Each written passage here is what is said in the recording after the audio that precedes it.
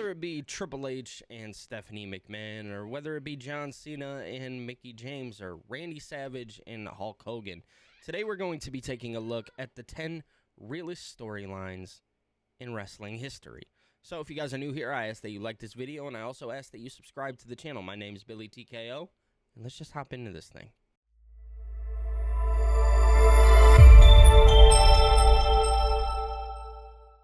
Coming in at number 10, I do have CM Punk's infamous pipe bomb promo. As you guys know, the pipe bomb is one of the greatest promos of all time. But the reality behind this promo is that it was real. These were actual grievances that CM Punk had, and he was told backstage to go air out his grievances. And he did just that, and he broke the fourth wall. Now, the reason why this became real is because 3 years later, CM Punk would eventually walk out of the company due to the being mistreated by, backstage corporate ties. So he did what he felt was best for him, and he left the company. And he left with no problem. Now, he would obviously go on in later years to bash the company, saying how they were horrible. They mistreated him numerous times. They gave him his release papers on his wedding day. And now when we tell this story, it's a little bit different because CM Punk is back in the company today. Now, obviously, management is very different than what it once was. So, yeah, this is why I have it at number 10. CM Punk's pipe bomb, it was very real. It came from a real place. He was told to he was told to go out and air out his grievances, and he did. In 1998, Chris Benoit was really on the rise to becoming a superstar even in WCW. Now, there was a real on-screen affair between him and Nancy Sullivan, who we now know as Nancy Benoit. And the reason why we know her now as Nancy Benoit isn't because they met backstage and were doing things. No, it's because she was married to a guy by the name of Kevin Sullivan. And Kevin Sullivan actually booked and was the booker of WCW and booked himself into what they say now, into his own divorce. In 1998, Kevin Sullivan had a great idea to pair Nancy with Chris. Now, he wasn't expecting this to lead into them having an affair, but it did. And today, we now know the history of Chris Benoit and Nancy Benoit, and we will not talk about that, but they would go on to have kids together. They would go on to get married. And yeah, the rest is really history with Nancy and Chris. So that one is a very touchy subject that we won't sit and talk for too long on. But yeah, Kevin Sullivan booked his own divorce. It's just the truth. In 1997, Shawn Michaels was thinking about retiring from wrestling as a whole, but actually what ended up happening is he had a match with The Undertaker, and it was a casket match. And this was going to be the match that he actually planned on walking away from. After this match, he was going to be done. Well, it just so happens that Shawn Michaels actually dealt with a serious back injury after taking a spot outside of the ring, getting thrown out over the top by The Undertaker and landing on the edge of the casket. Now, the caskets were a little more bulky. Now, this would ultimately lead Shawn Michaels to fully retire from the company for 4 to 5 years, because in 2002, he would ultimately make his return to face Triple H at SummerSlam, but ultimately, he did have real problems with the company, and obviously he had problems with himself that he was dealing with, demons, if you will.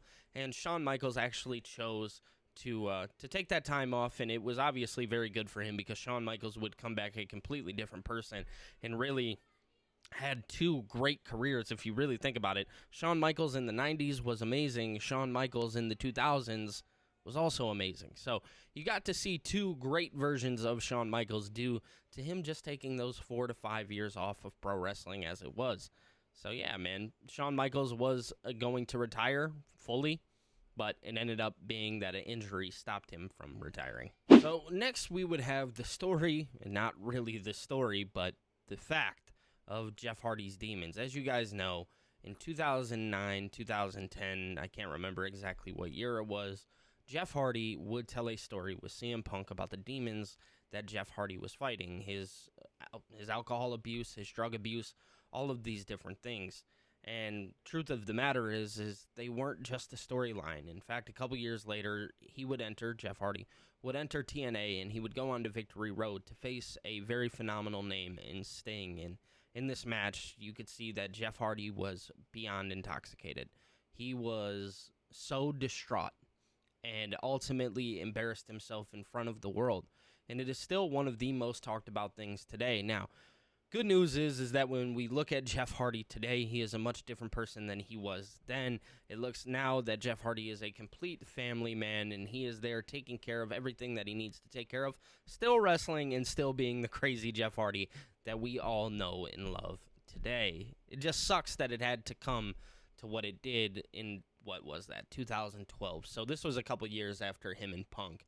Now, obviously, this was the true person that Jeff Hardy was at the time. Next, we have the romance between Mickie James and John Cena. Did you guys know that they had a little bit of a romance? As you guys know, on screen, John Cena actually delivered some panties back to Mickie James. And in this, John Cena would actually feel some type of way about Mickie James, and it's true that Mickie James also felt some type of way about John Cena. Yes, this was very real. The segment aired in 2006. Both of them were new, upcoming, rising stars, John Cena ultimately becoming the face of the company at the time. Now, Mickie James would go on to actually feel these real feelings for John Cena, and it was the beginning of like a crazy romance that these two would have for a short stint of time. It wasn't a very long stint. It was very short-lived. But yeah, this was a fact that not even I knew up until reading about this, that they had some type of real-life little romance going on. So call me crazy for not knowing that, but it's the truth. I didn't. Next, we have the problems between Bret Hart and Shawn Michaels. Yes, I think everybody knows the story of Bret Hart and Shawn Michaels, the Montreal Screwjob 1997 Survivor Series. Bret Hart walks out of the company. He writes WCW backwards. That way the people on TV can read that he's going to WCW. And Bret Hart did just that. Bret Hart ended up going to WCW. Now, this was a real-life feud. This was not fake. Bret Hart did not like Shawn Michaels because Shawn Michaels at the time was the young guy, the really, what's the word that I'm looking for? He was the degenerate, if you would. No pun intended. And Bret Hart was a very classical pro wrestler, very gritty. And Shawn Michaels was a very gritty wrestler himself, but he was the exact opposite of Bret Hart. And they lived two very different lives. Now, obviously, there were stories about Bret Hart not wanting to work with Shawn Michaels and Shawn Michaels not wanting to work with Bret. But truth is, both of these guys deny those facts to this day. Bret Hart actually says that he had no problem working with Shawn. And Shawn also says that he has no problem working with Bret. But obviously, backstage stories feel a little bit different and are told a little bit different.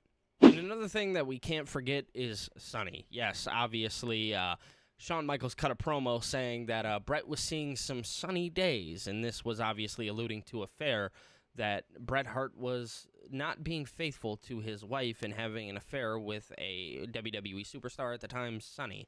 So, yeah, this one was touchy, very touchy. Next, we have Stone Cold and Vince McMahon. As you guys know, Stone Cold obviously was a degenerate, if you would. He was the anti-hero. And Vince McMahon was the corporate boss that everybody hated. And in the late 90s, these two would go on to have an amazing on-screen feud. They were the best counterparts, really were. But truth is, this was real. And the reason why it was real is because a couple years later, Stone Cold would eventually walk away from the company due to disagreements with Vince McMahon. Kind of no different than the story of CM Punk. Now, Stone Cold and Vince McMahon were two polar opposite people, and that's why it worked so well on TV. And then in 2002, when they would stop and Stone Cold would walk away because Vince had given an offer for Stone Cold to lose to Brock Lesnar on a random show rather than a built-up pay-per-view, that's what would lead to the ties and Stone Cold eventually walking away from the WWE as a whole, because he felt as if Brock Lesnar was going to be the next big guy. He had no problem putting Brock over, although people tend to say otherwise, but he had no problem putting Brock over. He just wanted it to be done in a more serious tone. He didn't want it to be just on a random week in a King of a Ring qualifier match. No, he wanted it to be done at a pay-per-view with a built-up, storyline, the whole nine, and that's not ultimately what we got. But that ultimately led to a real-life feud between Vince McMahon and Stone Cold Steve Austin, and that's why Stone Cold walked away. Next, we have the story of Edge, Lita, and Matt Hardy. Now, Edge, Lita, and Matt Hardy have a very interesting one. Now, the thing about it is that there was an affair between Edge and Lita. Matt Hardy and Lita were real-life significant others, Matt Hardy and Amy Dumas. Now, Edge and Lita would go on to create an affair.